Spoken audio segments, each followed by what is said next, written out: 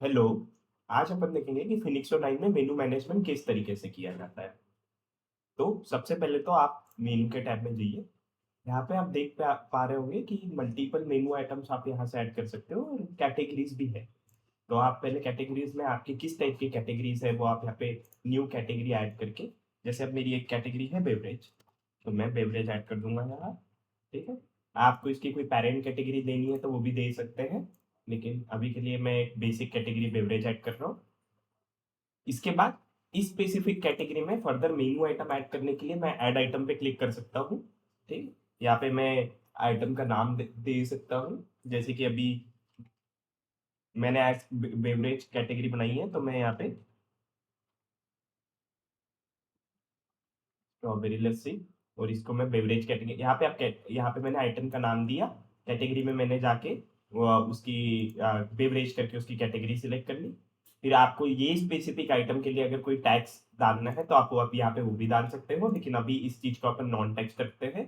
फिर आपकी इसकी ये स्पेसिफिक आइटम की जो प्राइसिंग है डाइनिंग के लिए और टेक अवे के लिए वो मैंने यहाँ पे डाल दी। आप वेज में आता है नॉन वेज में आता है वो यहाँ पे मैंने सिलेक्ट कर लिया। इस कि ये चीज कितनी तीखी है उसका भी अपन यहाँ पे सिलेक्ट कर सकते हैं।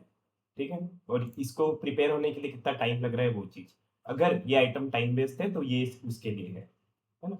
इस तरीके से मैं क्विकली क्रिएट पे क्लिक कर रहा हूँ और यहाँ पे अपनी स्ट्रॉबेरी लस्सी बन चुकी है जो कि 150 रुपीज की है।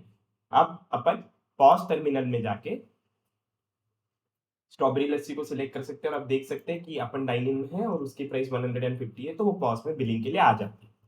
राइट। तो ये एक पार्ट हुआ।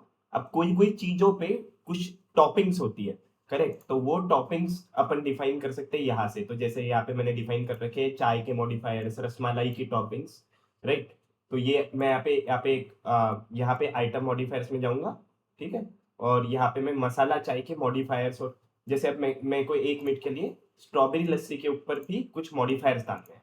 राइट। तो पहले सबसे पहले मैं मॉडिफायर बना दूंगा, जैसे कि ये है लस्सी मॉडिफायर्स।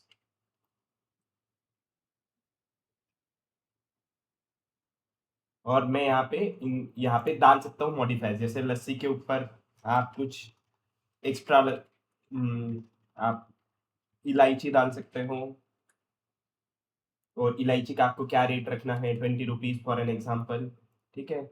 इसके ऊपर आप मतलब और भी कुछ डिफाइन कर सकते हो, जैसे यहाँ पे